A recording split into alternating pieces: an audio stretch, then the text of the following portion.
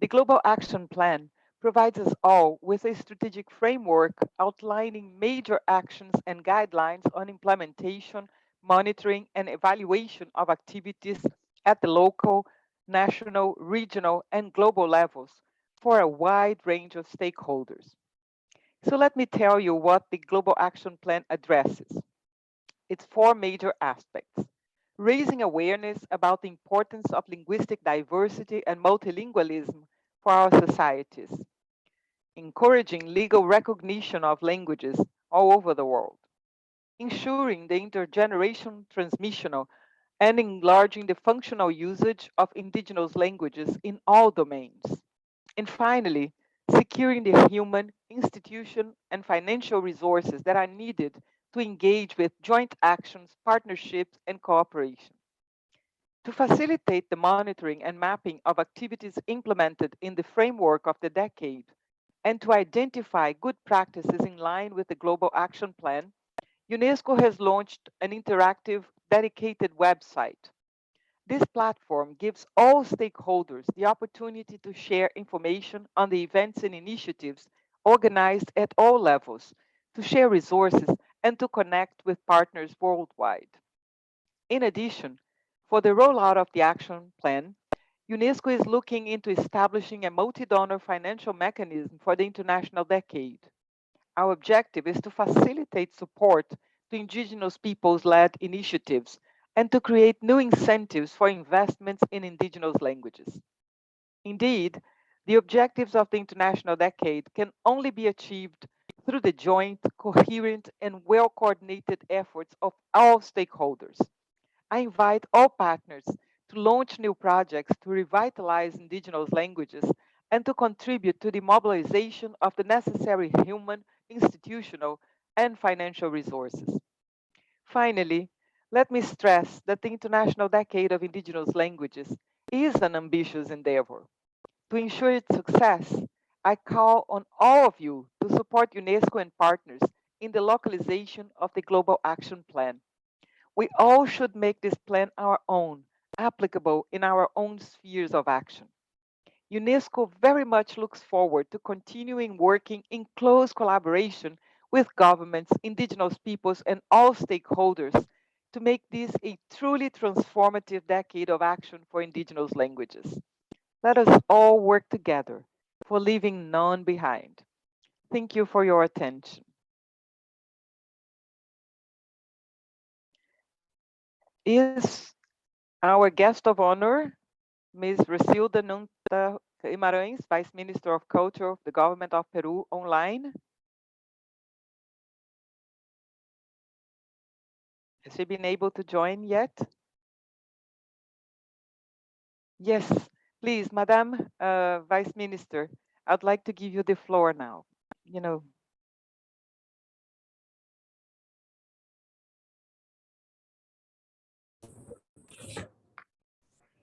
Muchas gracias, queridas hermanas y hermanos. Thank you very much. Dear brothers and sisters, I would like to extend a warm welcome in the name of Peru and in the name of the Minister of Culture of Peru.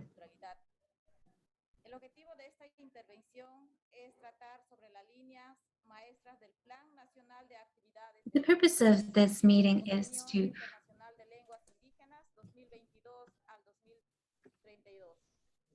discuss the decade of action of indigenous languages. However, it's important to underline the importance of this period for the indigenous languages of our brothers and sisters of all indigenous communities and of Peru. We need to duplicate efforts to promote and protect language and indigenous languages in the world.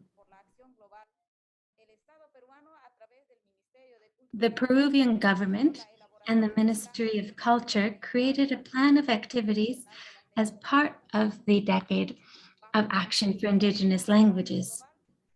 And as part of the Global Action Plan, which functions as a guideline of the activities that we will carry out to help with the conservation of Indigenous languages in Peru. Peru is a country with great diversity, with 48 indigenous languages, and there are 55 different indigenous groups. Our indigenous languages are not only an example of the diversity of our cultures, but they're also a representation of the indigenous vision of each community.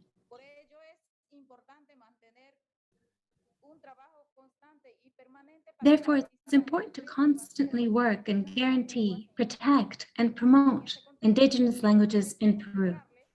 Therefore, it's important to communicate that we have a public policy to protect indigenous languages, the National Policy for Indigenous Languages. It's a document created by the Peruvian government to protect indigenous languages until 2040. The Ministry of Culture has more than 500 interpreters and public servants who can provide support in indigenous languages, and many more public servants who can provide support with governmental programs.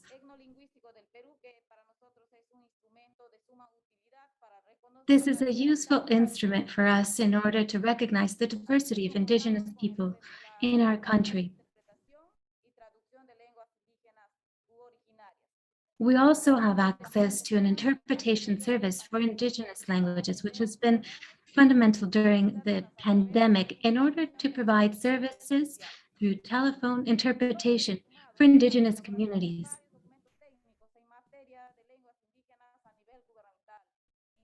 There are also a series of policies and institutions that support the protection of indigenous languages.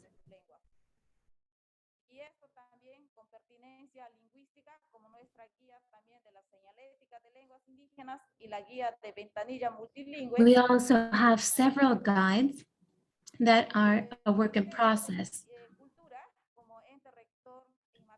The Ministry of Culture, the Decade of Action for Indigenous Languages, will be implemented at the highest level, including art, film, and a variety of entities and national action plans. The goal is to have a national agenda that brings together a variety of actors and entities throughout the country. There will be an international forum for the development of strategies and public policies for the protection of indigenous languages. In order to continue promoting and defending the rights of indigenous peoples, we will also focus on the revitalization of indigenous languages. We will discuss challenges in this regard.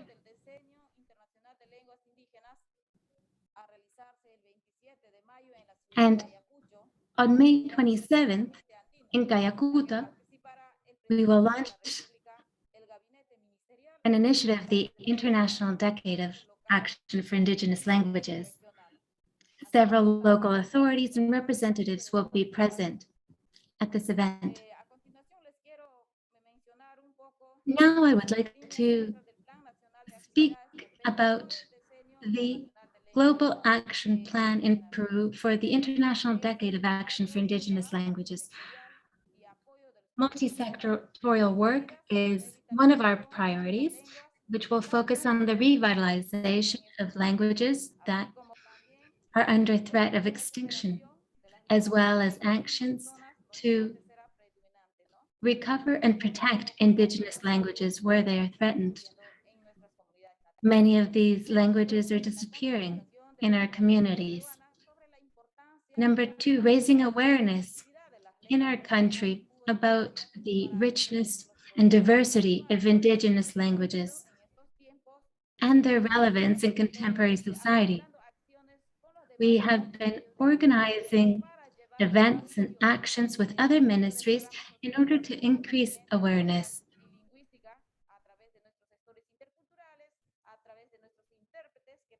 We're also working, for example, with interpreters at the Ministry of Culture.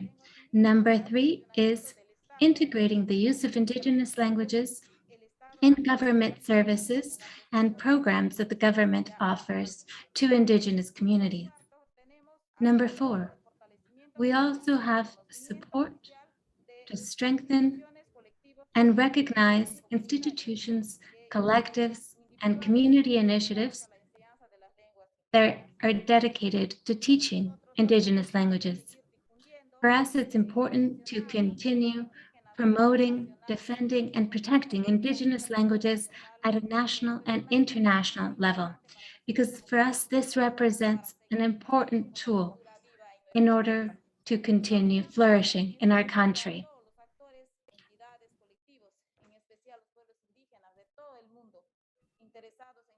We reach out to a diversity of actors and Indigenous communities around the world who are joining forces in order to protect Indigenous languages.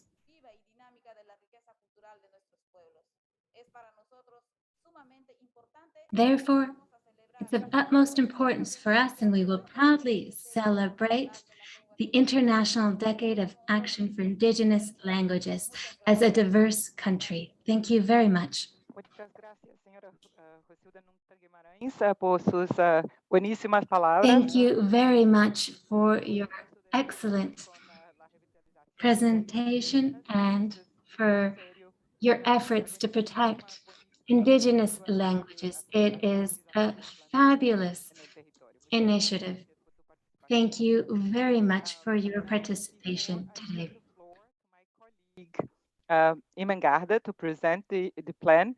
I'd like to invite all participants to turn on your cameras so that we can take a very nice group photo, for our social media. So please turn on your cameras and smile. And Christina, you are in charge of capturing our, these beautiful smiles from everybody, okay?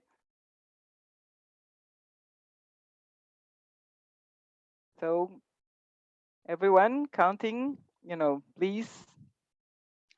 Okay. Now counting 3, 2, 1.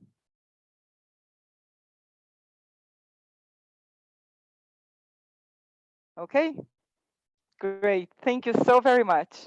And now I would like to invite my colleague Irmengarda Kazenkaiti Budeberg, Advisor for Communications and Information in the Communication and Information Sector of UNESCO, to present to you the rollout of the Global Action Plan of the International Decade. Irmengarda, the floor is yours.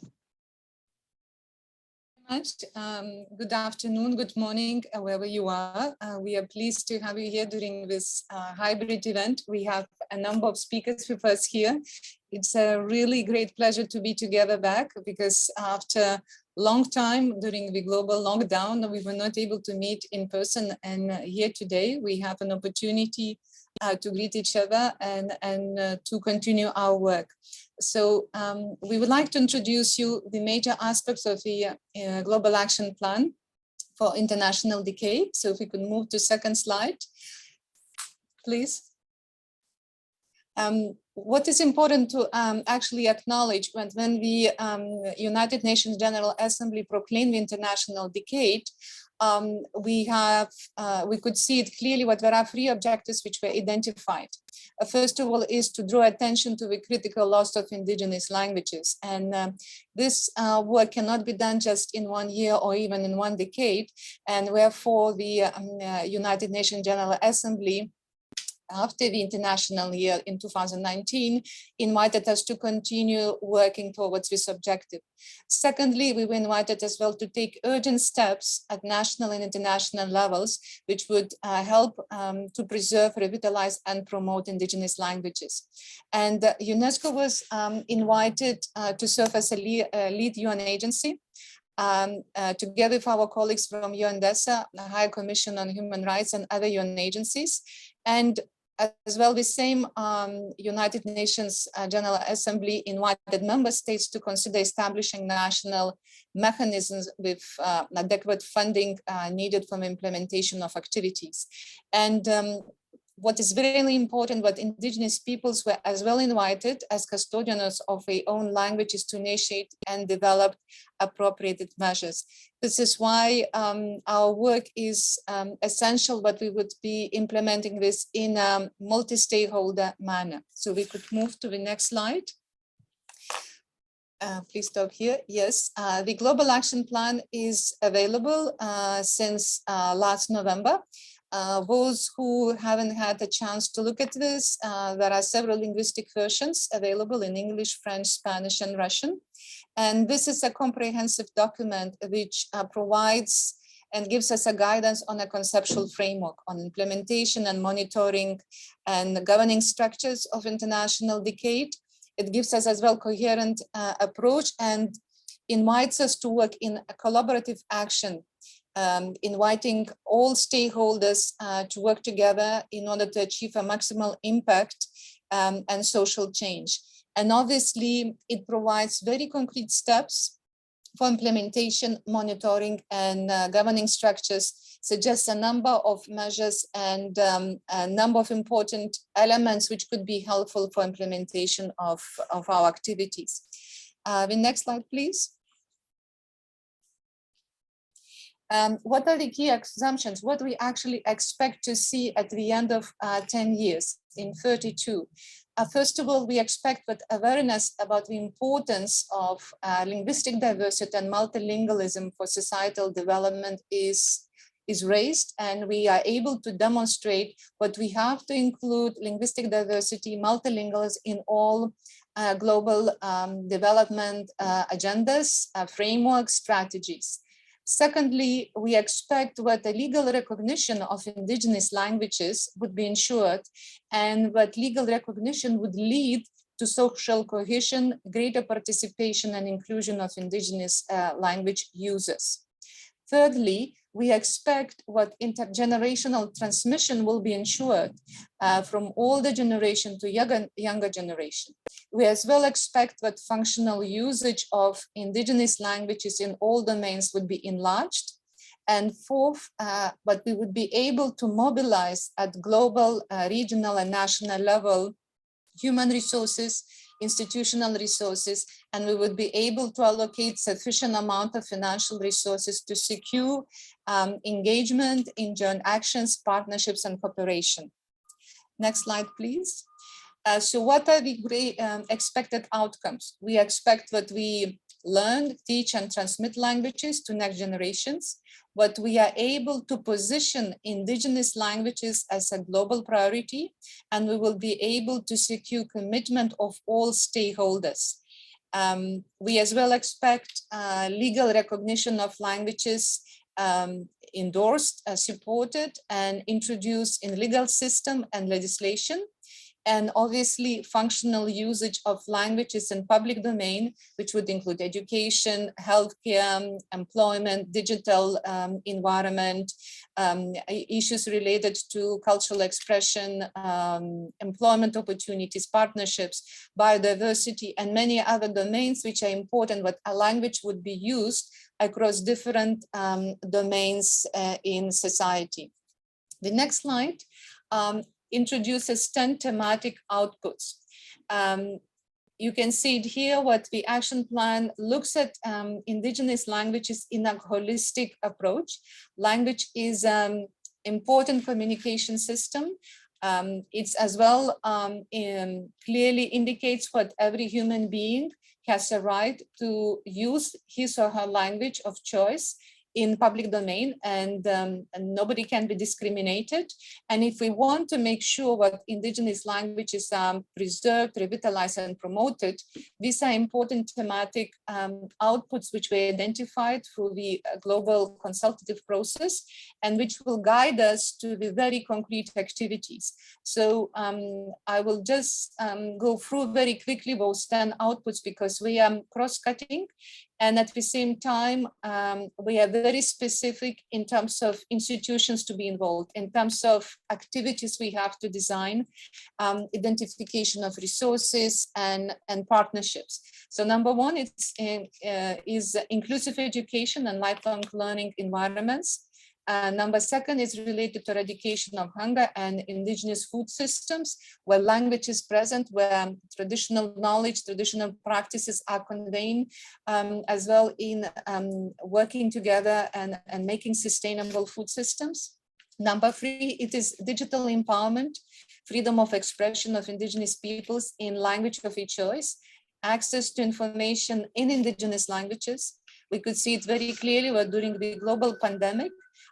Access to information in local languages, in minority languages, and languages which are used by local populations is essential to help local populations to take appropriate measures.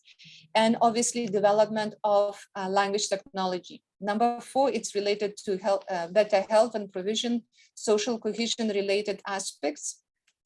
Number five, access to justice and availability of public services. Number six, living heritage, access to all forms of culture. Number seven is clearly linked to the ongoing discussions and initiatives related to biodiversity. The international decade as well will contribute to the climate change adoption and mitigation, management of ecosystems and restoration, marine and coastal environment.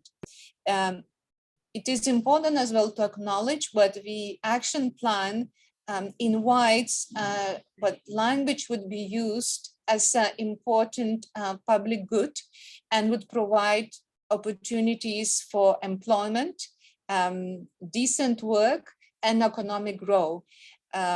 We as well recognize what gender equality and especially a role of women, empowerment of women to convey, to transmit their language to the younger generation.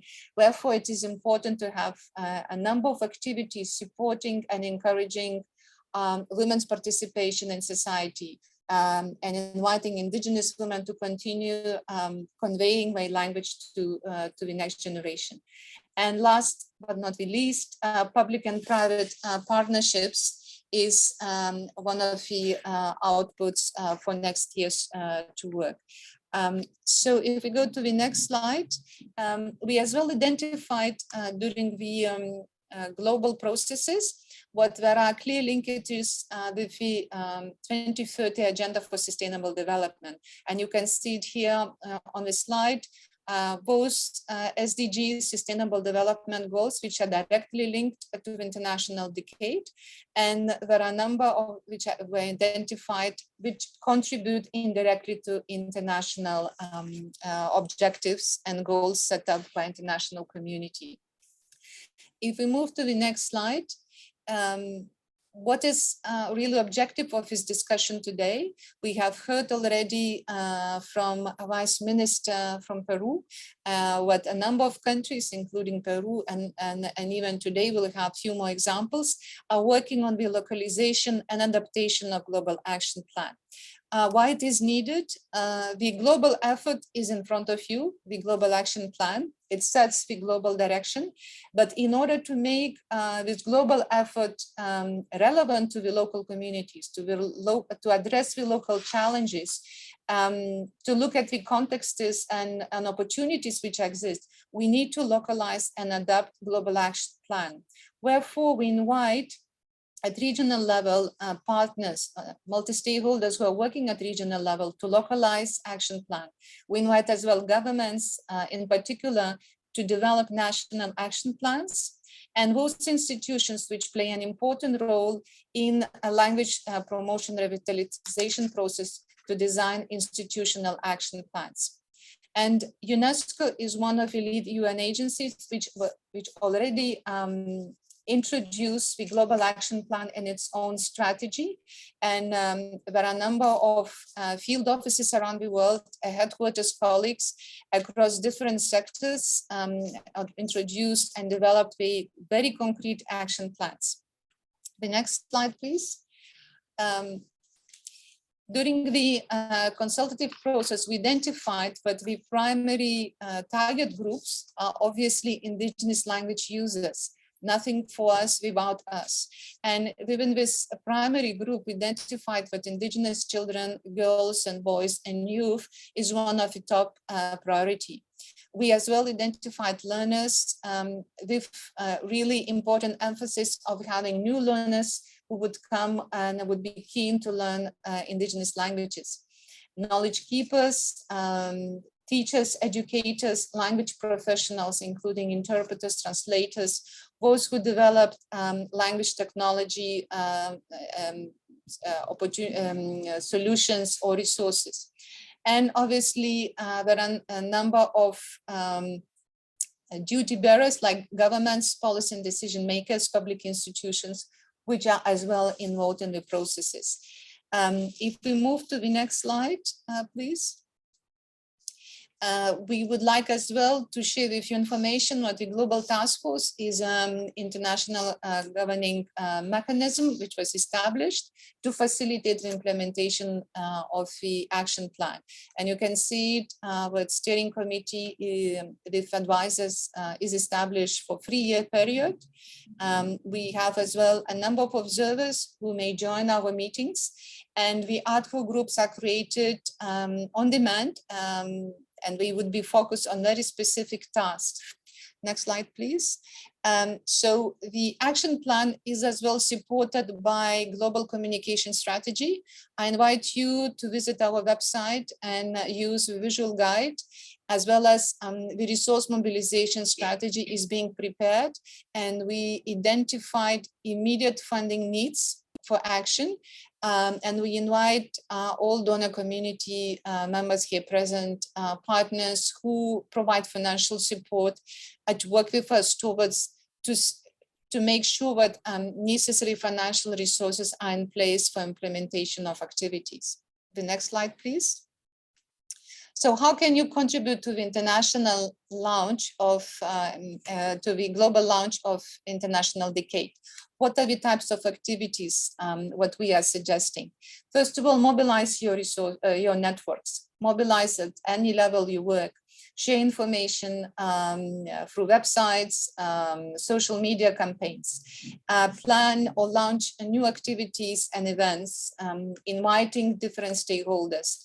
UN and UNESCO field offices and other partners to contribute to implementation of those activities. Organize special events, celebrate international days, and obviously join high-level events around the world where we were taking place at national level. We've seen, for instance, last week was a big launch in Canada. We have as well here with us our colleague from Iceland, where the international launch was organized as well in Iceland, and many other countries either planning or already organized their launches. The next slide is very concrete. How can you engage? First of all, register on international platform. A dedicated website is established. Engaged in a community work. Share information with us, what to do, what you plan to organize in terms of events. What are the activities? What are the suggestions, what you would like to share? Partner, co-organize events, initiate long-term activities, sponsor events, projects, provide know-how, human resources, equipment. You can do it at global level, you can do it at national or even local level. If you are from donor community, consider supporting Indigenous peoples organizations. Consider supporting international organizations, academic institutions, which may need resources to implement the activities. The next slide, please. Here you can see it, how does it look, our dedicated website. As already mentioned, we invite you to register, to log in and create events, apply for usage of International Decade logo. We observed that there are many organizations which use already logo, but for monitoring and assessment purposes, we invite you to register each event and activity and inform us through the application form what you would like to use the logo. Share your resources, download visual style templates and communication package, which is prepared for branding, and connect with partners worldwide. And the last slide is for those who haven't joined us on social media. So thank you very much. I know what in Paris is quite late, so we will come back to the room here in New York. I thank you very much, Director Maria Oliveira Vivas, who joined us this late evening, and we'll continue with our discussion. I would like to know if Mrs. Antonia Agreda, Indigenous Language Advisor, is with us from Colombia. If she's present with us, please switch on your microphone, and you may wish to share information about National Action Plan. I don't know if we have Antonia Agreda with us here present. Before she gets ready, thank you all so very much for your participation in this fantastic side event. And Imengarda, thank you so much for your excellent presentation as well. And I leave you, everyone, in excellent hands with Imengarda for sharing experiences on national strategies for localization. So thank you, and merci from Paris. Goodbye. Thank you. I could see that Antonia is not with us, so I would invite the next speaker, Mrs. Sofia Zakova, who's a researcher from UNESCO Category 2 Center, Vigdis International Center for Multilingualism and Intercultural Understanding from Iceland. I would like as well to let you know that Vigdis International Center is as well a member of the Global Task Force for Making Decade of Action for Indigenous Languages. So Sophia, the floor is yours. Thank you, Irmgarda, and thanks to UNESCO Secretariat for having me at this event. I'm member of the board of the Vigdis International Center for Multilingualism and Intercultural Understanding, and also researcher at the center. Next slide, please. And I will shortly talk about the center and Vigdis Finnbogadóttir. I will outline our priority areas within the framework of the International Decade, and I will run you shortly through the activities that we already had as part of the decade. Next slide, please. So our international center is named after Vigdis Finnbogadóttir, that is the first female to be elected head of state democratically, and also a great promoter of gender equality and linguistic diversity in Iceland and beyond. She's also a UNESCO Goodwill Ambassador for Languages, and she has been widely appreciated for her work in the field of learning languages as bridges for culture. We have also recently established, as part of our activities, Vigdis International Prize, that is prize for established contributors in the field of cultural diversity, particularly in the field of language diversity. We are really delighted to be part of the preparations of the International Decade as part of the task force. Our representative, Professor Birna Arnbjörnsdóttir, is actually the Icelandic official representative in the task force, and she will also be a steering committee member for 2023. We are also privileged to be the main institution that would be promoting and implementing the International Decade in Iceland. Next slide, please. So within the overarching aim of the goals of the decade that we largely share, we'll work in three main priority areas, and these are areas in which we have built a solid collaboration already. We have academic and practical experience. The first one is the West Nordic region. We plan to create a sort of a platform for collaboration between language practitioners, people who are involved in cultural production, in minority and indigenous languages in the West Nordic region, like film industries, educational material, community activism, and education. We will create, we will organize different seminars and forums raising awareness about the importance of the processes in West Nordic region and how we can support the development of minority and indigenous languages in the region. And also we will sort of transmit our experience also on the global platform that the International Decade will provide. Next slide, please.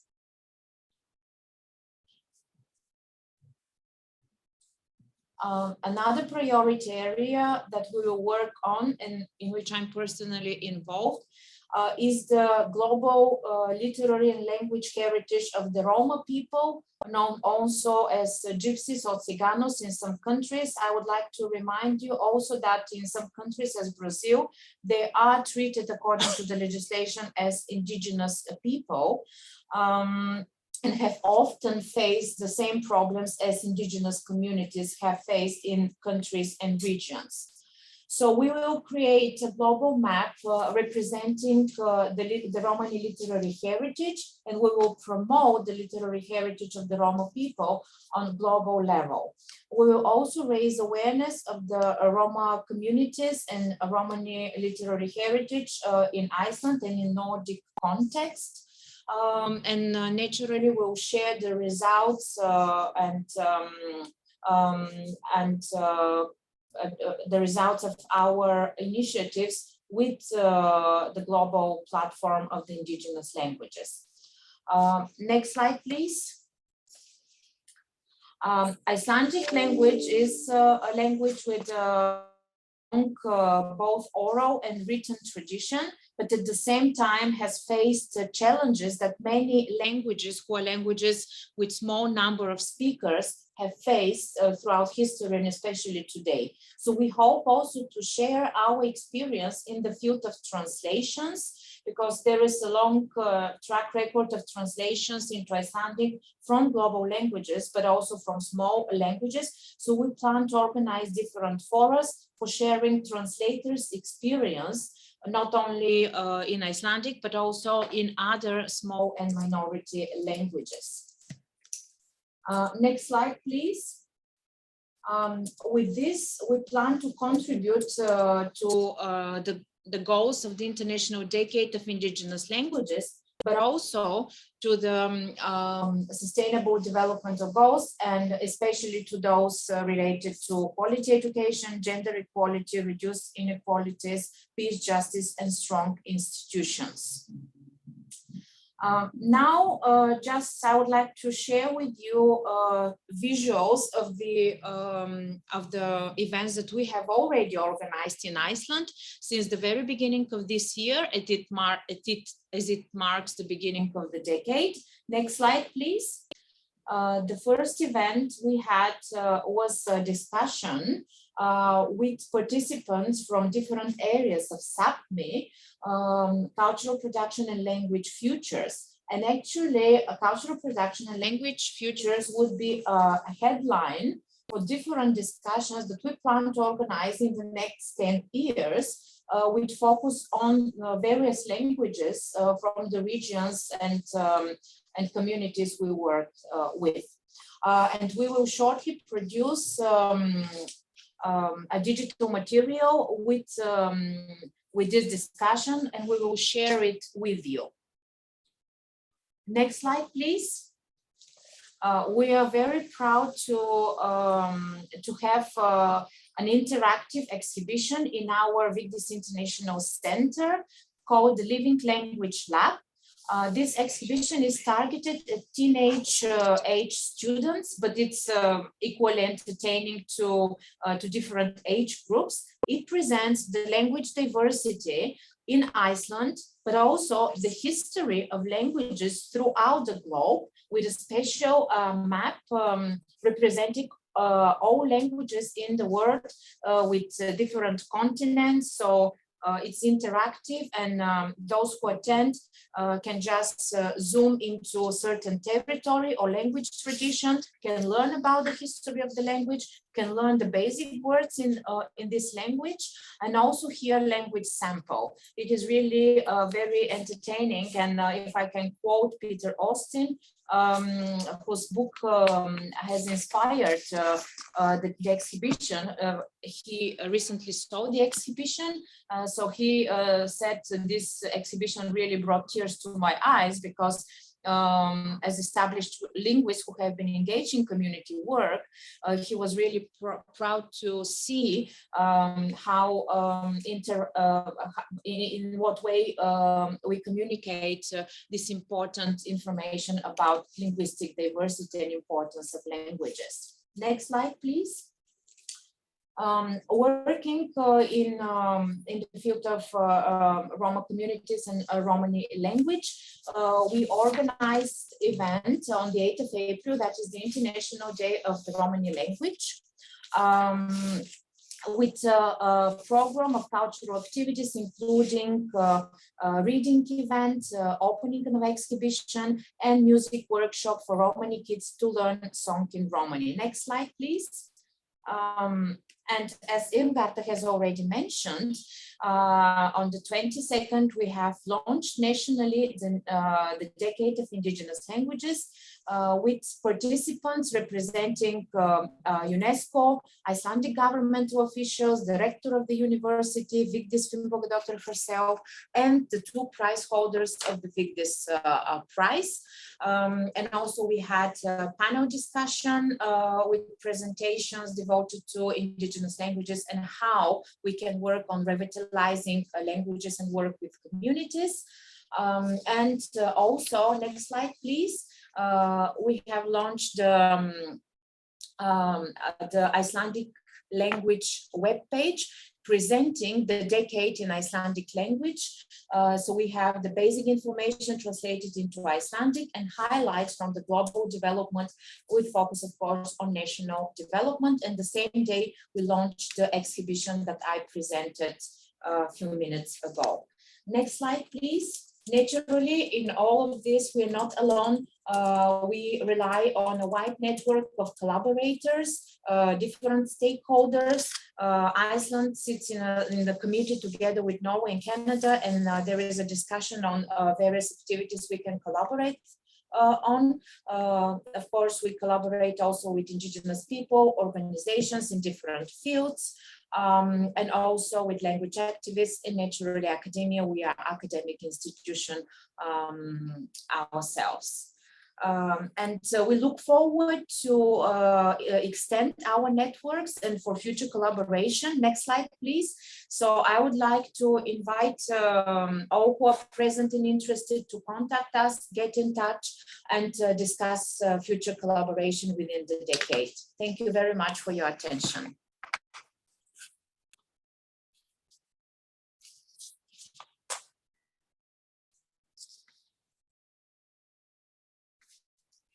Thank you very much, Sofia Zahova, for the presentation. I was informed that our colleague Antonia Agreda, Indigenous Language Advisor from Department of Population, Ministry of Culture of Government of Colombia, is with us.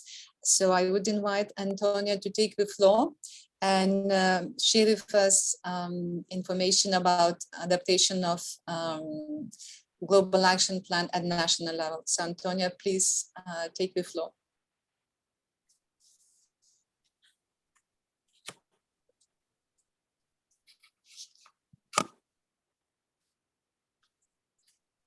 Can you hear us? This is Antonia Agreda. Please switch on your microphone.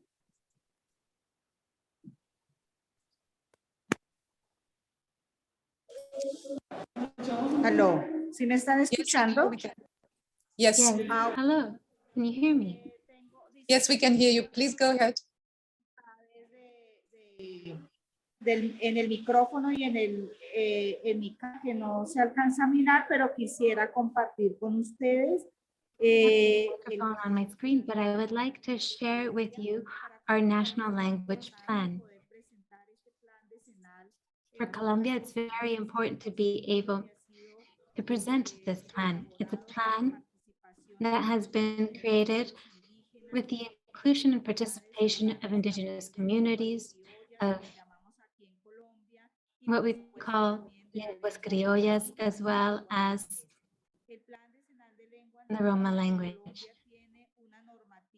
Our plan includes a very important standard that we have been working on and that forms part of the Colombian Constitution. And it is also part of Bill 381 of the Indigenous Languages Law, Decree 03 of 2012, and Resolution 063 of 2022 that includes the International Decade. And February 21st of 2022, the Ministry of Culture officially launched this plan for Indigenous languages. Our plan includes 3 chapters and 1 subchapter, the chapter on Indigenous languages, and there's a subchapter dedicated to Amazonian languages. I'd like to share with you that the subchapter of Amazonian languages aims to fundamentally protect 45 of the 65 indigenous languages in Colombia. We also have a chapter of Criollo languages, which protects 2 languages, Ripalenque and Criol from San Andres Islas, and the chapter in Roma languages. The national plan has 6 main points. The first one is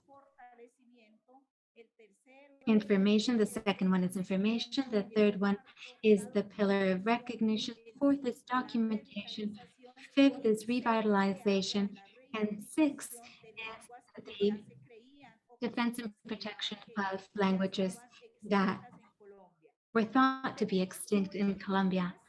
We have 8 guidelines within our plan and 45 programs and projects. Line number 1 of the national plan refers to the political protection, advocacy, and institutional guarantees. Now, what does this mean? This means that there needs to be, on behalf of the Colombian state, organization and collaboration between all entities so that the national plan and that the linguistic rights of indigenous peoples can be considered as linguistic heritage. In addition, it's also a responsibility not only of the Ministry of Culture, but of the Colombian government as a whole. That is why other ministries also participate in this responsibility. So, for example, the Ministry of Science and the Ministry of Family and Well-being, which is in charge of working with families and children. We also have a self-diagnosis of sociolinguistics, which is where we outline the process for research and where we provide guidance regarding the vitality of these languages in Colombia, the strengthening of indigenous languages through education and intercultural education.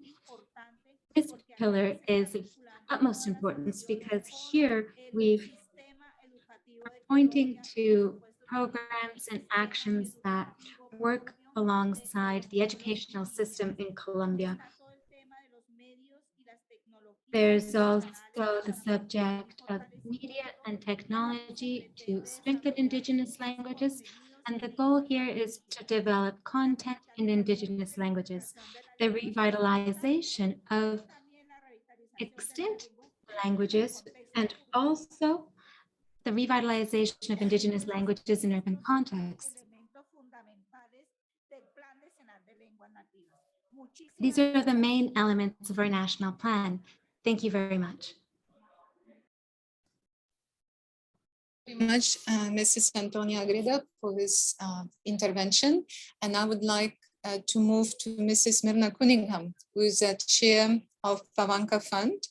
And she will introduce the work of Pavanka Fund, and as well we will demonstrate to you a short video film about one of the projects on language revitalization, which is being implemented in Kenya. So Mrs. Cunningham, the floor is yours. We are happy to see you remotely. Thank you, Garda, and thank you for inviting Pawanka Fund to share the work that we are doing. Pawanka Fund is a global indigenous-led fund with a guiding committee that supports initiatives of traditional knowledge revitalization in the 7 sociocultural regions of the world. We were established as a fund in the context of the World Conference on Indigenous Peoples. Since 2017, the revitalization of indigenous languages was included as a central theme for grant making and learning processes, and as a fundamental part of the well-being and identity of indigenous peoples that is the core of our grant making process. To date, a total of 26 projects have been supported in 18 countries, which implies that revitalization and protection of more than 44 indigenous languages, of which at least 11 are in serious danger of silencing, although we know all indigenous languages are in danger. The Pawanka Fund knows that there is no single recipe for language revitalization and has supported the tireless work of many indigenous communities in the work of language revitalization. Each community has developed unique and particular ways to revitalize their language according to their ways of learning, knowing, their ecosystem, their possibilities, and their culture. We can identify 4 major common strategies promoted by indigenous organizations. In the first place, the promotion of intergenerational learning and transmission spaces, such as language nest, in which the language is taught to babies, and elders plays an important role in the transmission. We see a second area, the influence on traditional educational system, including the preparation of teaching materials, curricular development, and support elements. In the third place, we see the project's use of technology and virtual platforms, including promoting the transmission of programs on community radio stations, television programs, telephone application, and the use of social network. And the fourth area is the revitalization through cultural expressions, art, and especially through music. So we have seen campaigns, launch of campaigns in indigenous languages, the coordination and mutual learning across borders, who share the same language, immersion programs that combine language with the development of cultural activities. We have seen the development of maps with the incorporation of indigenous name places, preservation and documentation through videos, as I mentioned, development of applications and dictionaries. Revitalization of indigenous language is a process that takes time and requires immediate and urgent action. The impact of our actions today will be seen in many years. We support at least 100 local initiatives every year. And since revitalization of culture is an important component, we find language in most of these 100 initiatives. But for the decade, we have since 2017, 2018, every year, we have created a program committed to support between 10 and 15 language revitalization processes annually. Our commitment is to maintain or increase these figures throughout the 10 years established by the International Decade of the World's Indigenous Languages. Our initiatives are very small. We support between 15,000 and 30,000 each one of our initiatives. But our commitment is between 10 and 15 initiatives every year.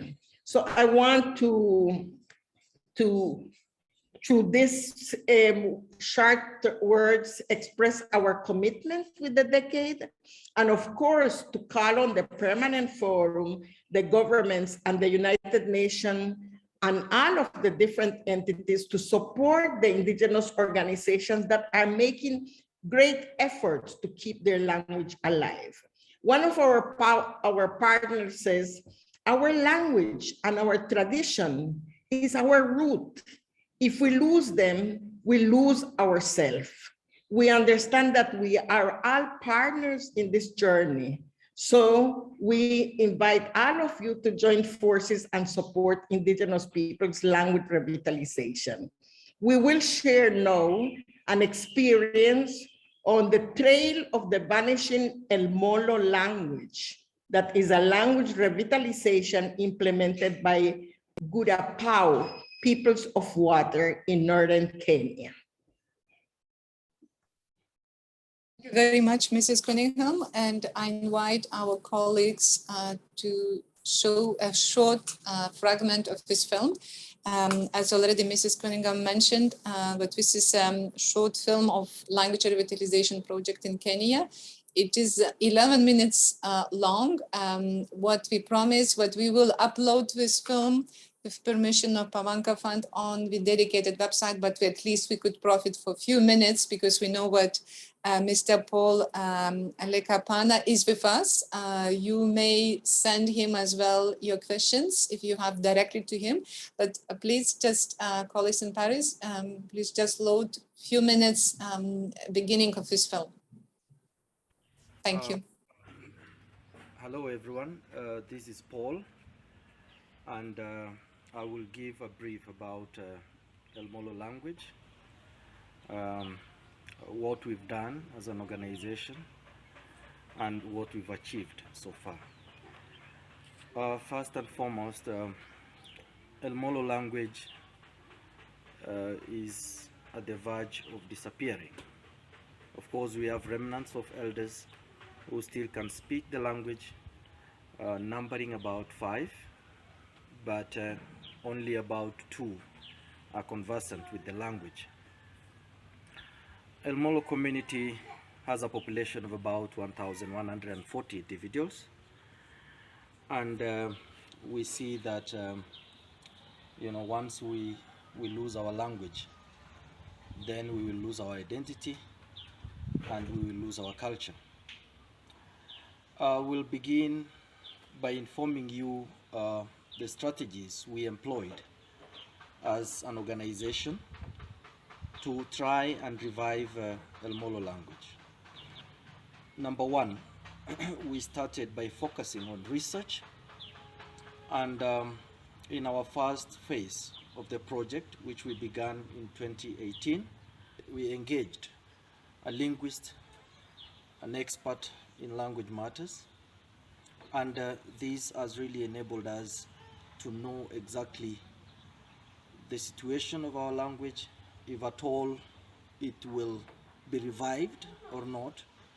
So through desk research, the expert came up with the finding that, well, we have still materials which were published long before, about 3 decades ago, and that can be used as a basis to try and revive the El Molo language. Then through research, we were able to gather data about our language, especially the words and the phrases. Secondly, through documentation, another strategy which we employed, we were able to document um, many important aspects of our language. First and foremost, we published a dictionary, which is a small dictionary with El Molo words, and we also did a documentation of El Molo phrases, which are very key in learning the language, especially for the school-going children. The third approach we used is through training our teachers in curriculum development, particularly for the El Molo language, and also we train them on how to develop the teacher's guide, how they are going to go about teaching. The fourth approach we took, an important strategy, is introducing class learning, and this was particularly focused on small children, and this is an ongoing process, and we know that in the near future our children will start engaging one another and their parents on the same language. Another important strategy which we employed was through producing our music, and which is very important in language revitalization, because we know through music the children will learn to sing, and they will be guided on the meaning of the songs, and this is so exciting because we've done that, and this will also lead to, you know, language getting preserved and also revived. Finally, we also use technology as a very important approach. We have our media team, which really did a good job in doing video recording and audio recording of these language revitalization process.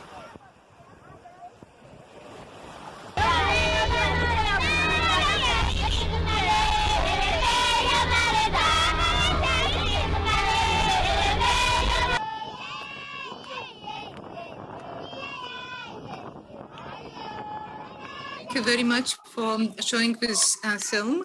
Mr. Paul Lecapana is with us, as already mentioned. So it's really looks like a really enriching activity, supporting the local community. And I invite you to look at this film at the end, until the end.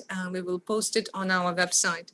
Now I would like to give the floor to Dr. Mariam Baletmed Abu Bakrin, who is a member of the African Indigenous Peoples Network.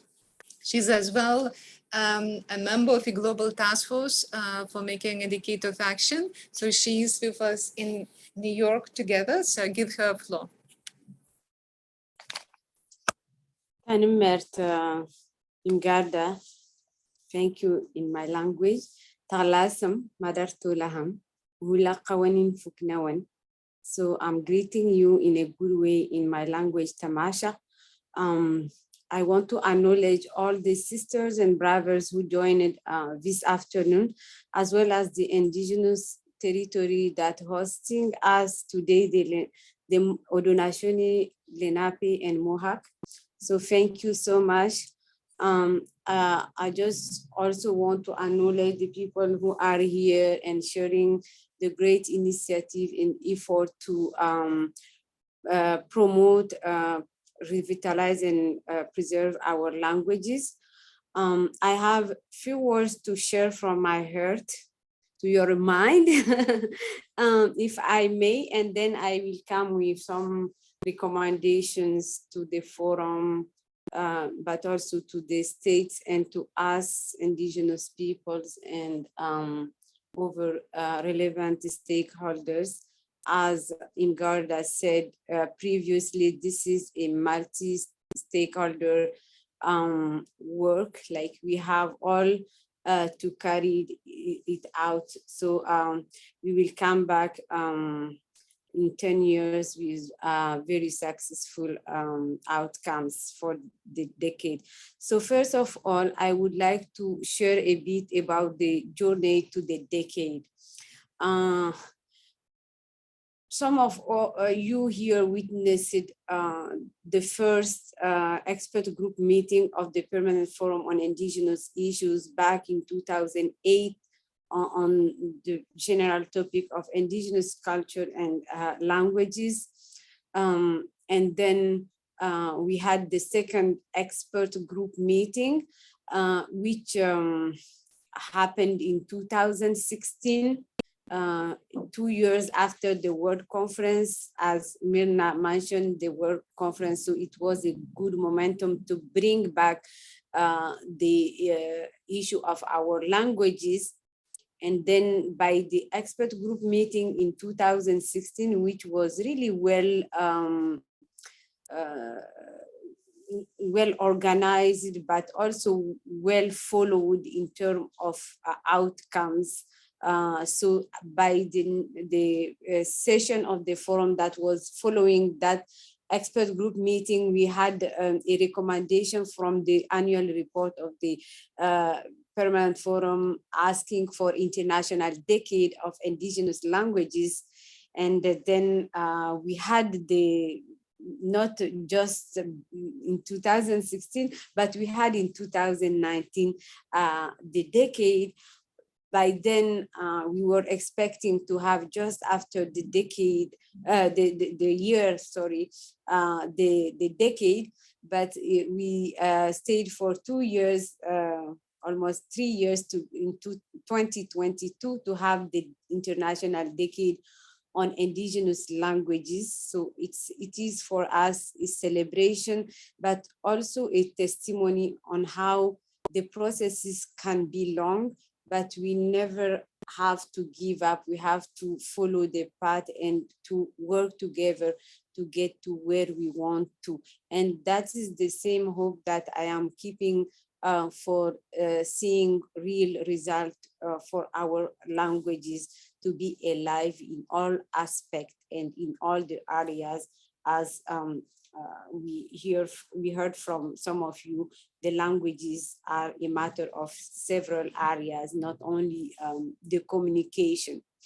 I want also to highlight about, because I have several hats, but I wanted to highlight first the work of the African Indigenous Peoples Network within the process of the International Decade. So we have been involved through the Global Task Force, but we had our own organization work, including the development of an action plan for the decade, but also we had yesterday our side event, what was online regarding all the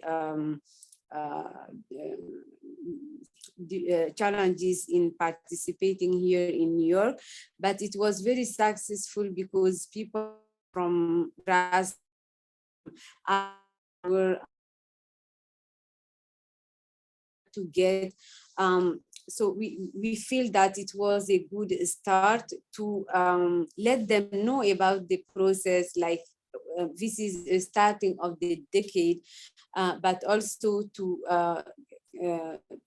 register or to include the views that were coming from our network, because African Indigenous Peoples Network is a network of indigenous organizations from Africa, from the different sub-regions of Africa. So we have several activities, including developing our own action plan as indigenous peoples, but also revitalizing and assessing the state of indigenous languages with the priority to those who are not even spoken by their by the indigenous peoples to whom they belong in mainly in the region of Central Africa, because our friends from there don't even speak any word of their language. These languages are, I can say, dead. So we have to work. We plan to prioritize them. Now, I want also to talk about how, as an Aramat project, a research project, we were working to integrate the indigenous languages in different areas of work, because our project is about strengthening indigenous-led conservation for health and well-being of all the livings and of Mother Earth. But one of the central element of our project was also to express the indigenous and include indigenous language in that project. So we went from even re-indigenizing the concept we are using, and it's really not easy, because we have, like, by using just one concept, we have to go and research on the better concept to use. And the great things about that project is we are a global project. Like, we are 100 indigenous organizations across the 7 social cultural regions involved in that. So we are always looking and researching on the better concept that capture this, what we want to research on, or what we want to express. So it's a good noyau, how to say noyau, sorry, my French is back. So a good noyau, like, of substrate of knowledge, of indigenous knowledge. So this is another way, like any field you are working on, the indigenous languages are there, and indigenous knowledges themselves are there, and we cannot have them without indigenous people's leadership. So this is also another experience, and I will be happy to share the initiative with you. But regarding the limit of time, I will go with some of the recommendations that I heard from our yesterday gathering of African Indigenous Peoples Network. Some of them are addressed to UNESCO in extension, not only UNESCO as a headquarter, but also the country representation and the commissions of UNESCO, and as well as to member states, academic institutions, and indigenous people themselves. So to the United Nations Permanent Forum on Indigenous Peoples, we recommend to keep indigenous languages as a permanent item on its agenda of annual sessions, at least until the end of the International Decade of Indigenous Languages 2022 to 2032, so that the various actors present the progress made in the implementation of the plan, of the action plan of the decade, as well as its objectives, to the national and regional offices and commissions of UNESCO and over UN agencies and funds to implement the action plan of the decade to support the initiatives of indigenous peoples to promote, preserve, and revitalize their languages, and to present to us at the 22nd session of the UN Permanent Forum on Indigenous Issues, the result provided in that context. to member states to follow Canada, which has funded a research project of this level, like the Aramat project, targeting not only Indigenous peoples from coast to coast in Canada, but also internationally on an issue so crucial to the health and well-being of Mother Earth and her children, we, the living, not only the human, and to present to us at the 22nd session of the UN Permanent Forum result provided in that context, and to the member states to register Indigenous languages as intangible heritage, cultural heritage, with the support of Indigenous peoples and UNESCO, and to academic institutions to create a UNESCO chair with the leadership of Indigenous peoples, as well as Indigenous languages laboratories like the one my colleague here just presented. It's a very great initiative, and those who are interested in can learn from your experience. And to funding organizations like Pawanka, but those who fund also Pawanka, like bigger ones, and over financial institutions, the action plan, to fund the action plan, including the initiative by Indigenous peoples organizations, and to be really inclusive and equal to all Indigenous peoples. Thank you so much, Tanimert Woolen. I was also privileged to participate in Canada's launch event of the International Year Decade on Friday. It was a great event where Indigenous peoples across Canada participated in, but we were also honored to be invited. I'm Canadian also, but as Indigenous peoples were there were some from New Zealand and over social cultural regions with the leadership of Canadian Commission of UNESCO, who really took a great, did a great job on that. And they invited also key personalities, leaders from Indigenous peoples who played a key role in toward all the first journey I told you, like Chief Willie Littlechild, who was there. So thank you, Tanimert Woolen. Thank you very much, Dr. Mariam Maratmat Abu Bakrin. And now I would like to turn to the last speaker, but actually I would say very exciting presentation, what I expect, because knowing what Mrs. Holly Helton Nishina Betha, if I pronounce correctly, is as Executive Secretary of the Global Indigenous Language Caucus. And she's been involved in Indigenous language projects for a while, and as well as someone who is extremely active and always full of ideas, works a lot with Indigenous youth. So as we speaking at the early beginning today, but we want as well to have not only UN governments and institutions, but we as well would like to see what different stakeholder groups would develop their own action plans. And obviously, Holly will speak about her work with colleagues here in US, bringing together youth from around the world. So Holly, the floor is yours. Thank you, Midway Gigat, Min Kaje Okimakwe, in Didonum, Rashida. I greeted you in my native language of Ojibwe. My name is Okimakwe, which is my Anishinaabe name. It means head woman, which is a ceremonial leadership position in my tribe. And my clan is the Mark clan, which is the warrior clan. I think that's where I get my tenacity for this work.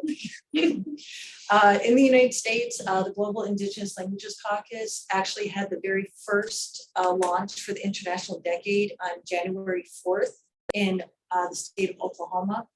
We had over 150 participants, both internationally, online, and in person. And one of the key concepts that we are very passionate about is growing new speakers, involving the youth in language development. As we see that the youth are the next generation who's going to carry on our culture, our language. So we need to involve them as early as possible into the international decade. And I urge both regional and local communities to incentivize your youth in language development.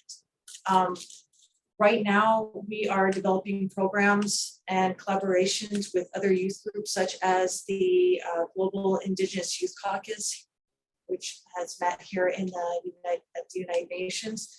We will be collaborating with them on future events. We are also having events with other Indigenous communities within the United States in order to bring awareness and promote the International Decade. We're also launching social media events. Many of our youth are much more tech savvy than we are.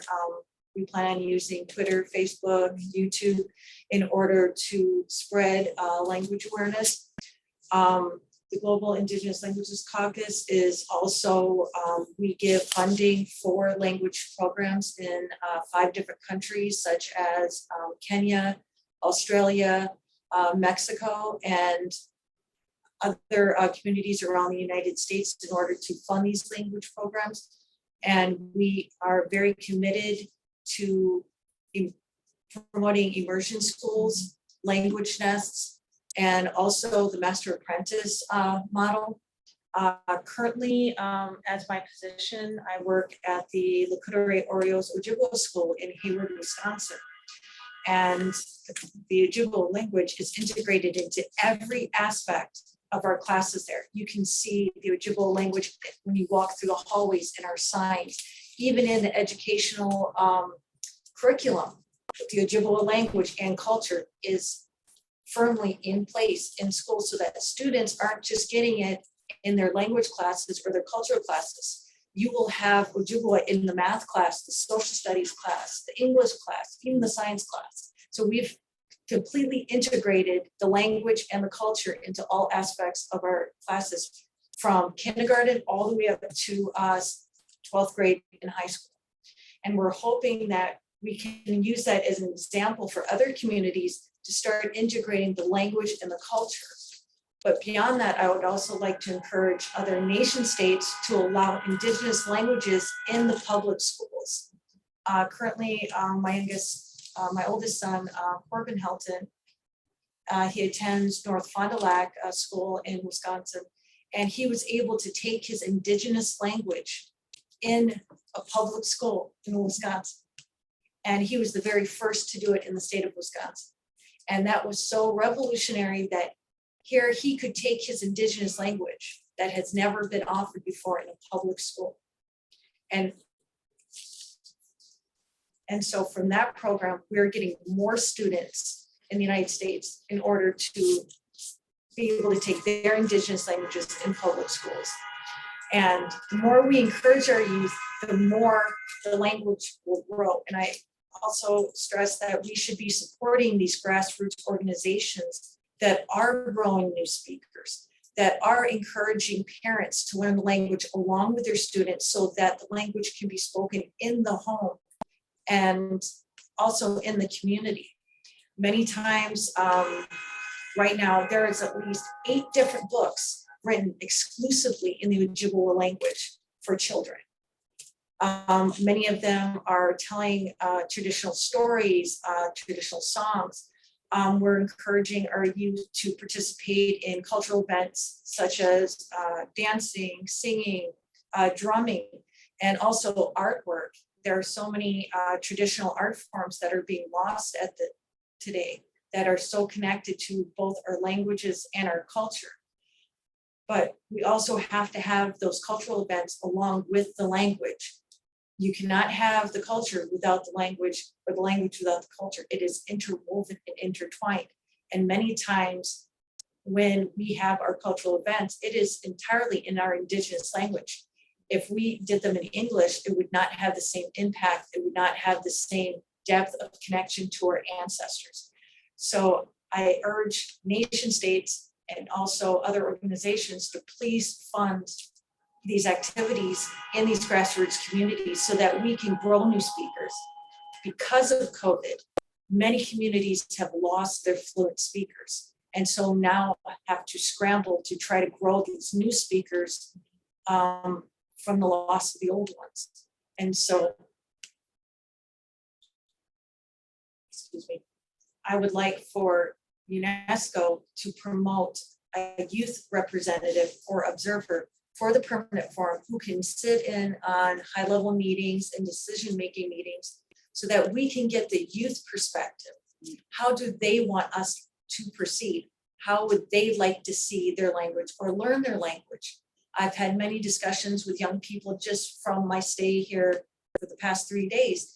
They want more social media, or they want more access to the language over the internet. Because of COVID, many times, you know, we were all huddled down, so we couldn't interact with our elders. Or maybe we have youth that are not near their traditional communities, so they don't know how to access resources in order to learn their languages. So we need to have either a website or even apps. Many communities are putting out apps so that people can learn their language, but it has to be more than just a written education. Many times we need to have an audio as well or a visual.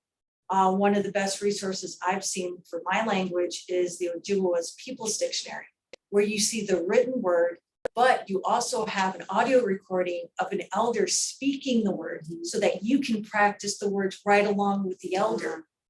And the dictionary is always updating, it's always adding new words, because as our community grows and as the world grows, we have to add more words in order to keep up with all the new words that are coming up. Thank you very much, Holly, for this introduction. Indeed, we would like to involve more Indigenous youth in our activities.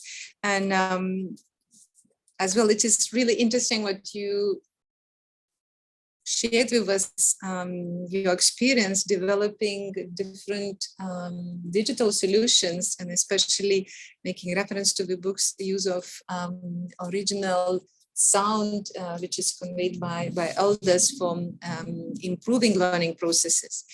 I know what we just 1 minute behind the schedule, and Paris team is already in late evening. I know what we have very little time for the questions. We could see it here, but we have some questions addressed directly to UNESCO, how we work with different partners around the world. I would say the answer, indeed, yes, we do work around the world as we are a global intergovernmental organization. And for the implementation of a global action plan and even putting in place the international decade, UNESCO established an intersectoral task team. Those who are a little bit familiar with UNESCO, you might know that we work in 5 major thematic areas. So colleagues from 5 sectors, which include education, science, culture, communication, information, and social and human sciences, are members of this intersectoral task team. But not only, we have as well more than 25 offices around the world, which are members as well of this intersectoral task team. And we all together meet regularly, and we work together on implementation of action plans. So there are a number of specifically dedicated field colleagues who are putting in place new activities, working with local communities. So if you happen to be in one of the countries where UNESCO has field offices, you may wish to contact our colleagues. We, of course, available for any questions you may have as well for collaboration, partnerships, involvement. And I could see it here as well, but there are questions related to CBD guidance. First of all, as you remember from the presentation, there are 10 thematic outputs. And one of them is clearly linked to biodiversity, promotion of traditional knowledge. So we do have colleagues who work on those issues, and language aspects will be mainstreamed or already mainstreamed in project implementation. So I would like to close this meeting today by saying thank you very much for joining us. Those who here today in New York with us, it's really great pleasure to see language ladies around. And as well, I thank around 80 people who joined us today remotely or here present. The International Decade started in January this year. It is a 10 years process. And what we would like to emphasize, and we actually did it yesterday during the plenary session, but International Decade is a unique opportunity for all of us. We have to take this opportunity to make it truly engaging, transparent, open, but as well something extraordinary. And this can happen if we work together. So I invite you not only to wait what UNESCO suggests something or other UN agencies, but as well to take a leadership at local community level, at your institutional level, national level, and do we work what you can do on the ground? Because all together, if we are able to contribute to the implementation of the action plan, this would help to achieve greater objectives what we have for International Decade, to make sure what we teach, we learn, and we promote indigenous languages. But we are able to see at the end of the decade, what indigenous languages are placed on the global agenda, what the usage, functional usage in across different domains is enlarged, and what there are clearly dedicated resources, human resources, new capacities developed, institutional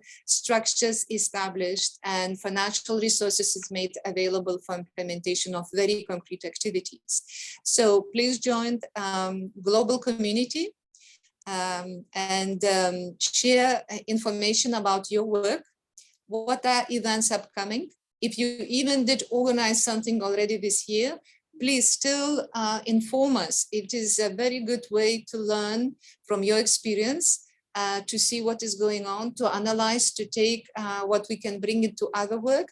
If you have long-term activities, please as well share information about them. And use visualization guide, what we prepared, because International Decade is communication tool. It's as well a branding tool, but we want to make sure that every time when new partners will learn something about Decade, we know what there is a common identity, there are common goals, there is a common vision and objectives what we want to achieve, and branding instruments are designed. You may use files which we designed for action plan, from infographics to images. There will be very soon released a short version, executive summary of the action plan, which we invite you as well to use it, to translate it and share it. And obviously, if you want to partner with each other, you can do it. You as well can share with us any ideas for future work. And I'll stop here. We won't be able to take more questions. I know what interpreters really did a wonderful job, so we thank them. And technical team as well for all the work done. And I thank as well UNESCO language team, which facilitated this work. And obviously speakers here present. So thank you very much. And let's make a decade of action for indigenous languages together. Thank you. Bye-bye.